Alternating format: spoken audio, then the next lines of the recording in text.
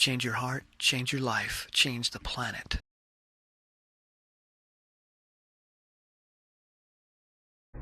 I don't want to say that I'm certain, but I think it's highly likely that we're going to see a pretty big increase in depression as people sit and stew and ruminate and go into worry and go into catastrophe mode, otherwise known as catastrophizing, where your brain only sees worst case scenarios, doesn't see possibility, doesn't see a future. I know that personally because I have dealt with depression most of my adult life, and for the past, I'd say, year and a half, I've been in one of the most consistent, deepest depressions of my life. I still function in it. I can't do everything that I can do when it's not there, but I still take steps. But I know the point of me mentioning that is that I don't see a future for myself. It's just not possible. My brain doesn't allow me to. The parts of my brain that can create a future, they're not getting blood. So I know that this is going to happen to other people's brains too, because it's what brains do in this type of situation. They take away the possibility of a future, and they do that to protect you, because depression is about somehow feeling defeated. You've been physically defeated, or you've been socially defeated. There's been some kind of defeat, and your being has a response, which is, if you go back into that situation and you're defeated, you're vulnerable, you're wounded, you're injured, you've been proven somehow inadequate to this situation, if you go back in, you're probably going to get hurt worse, and you may not survive because now you're a marked target. So if the lion goes after the group of gazelle and it gets a gazelle and it hits it on the butt and tears it, the gazelle gets away, okay, gazelle's like, yay, I got away. But now its brain is like, ooh, I'm marked now. I'm injured. I'm not as fast as the other gazelles. I've got the smell of blood on me now. I'm a target. So I should probably lay low and hide. And this is what depression is.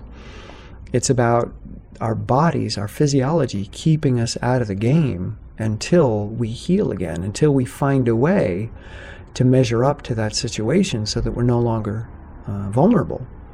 Unfortunately, with constant information being hammered at us, and information that's about supernormal stimulus, which means that in normal life you wouldn't experience the stimulus that the media presents to you. You wouldn't be bombarded with so many beautiful people every day in magazine and on Instagram or in film and television. In the place that you live, you're probably average looking. But compared to the super normal people that are flashed at us every day, we all feel that we're ugly. We all feel that we're somehow inferior or inadequate because super normal stimulus get our attention, so the media is just constantly hitting us with them, and then we compare ourselves to them, which leads to low self-esteem, which leads to, wow, there's no way I will ever be able to compete with the world, because the media makes it seem like everybody in the world is beautiful, everybody in the world is fit, everybody in the world is wealthy, and whatever. They're somehow more exotic and better than you. So this is when depression becomes an illness, when we keep interacting with these messages that don't allow us to fill back up, to heal, to grow, to evolve, to transform. Depression is an opportunity to transform, but you have to use that opportunity. If you're just simply sitting around consuming media, which can also be in your own head, as you spin over all the information that's come in and you turn it into a narrative that leaves you as being permanently inferior or inadequate, you'll never get out. So it's super, super essential that people engage themselves, that they get outside, not just into the world, but that they get outside of who they've habitually been and what they habitually think.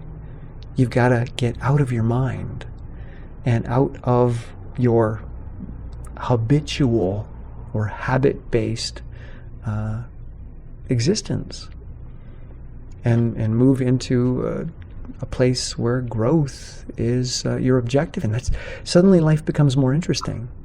If you sit around waiting for this dark cloud to pass over and you're not engaged in anything, you're going to be coping all the time. But if you're like, ooh, opportunity, not fun, not good, it'd be nice if it wasn't there, but it is.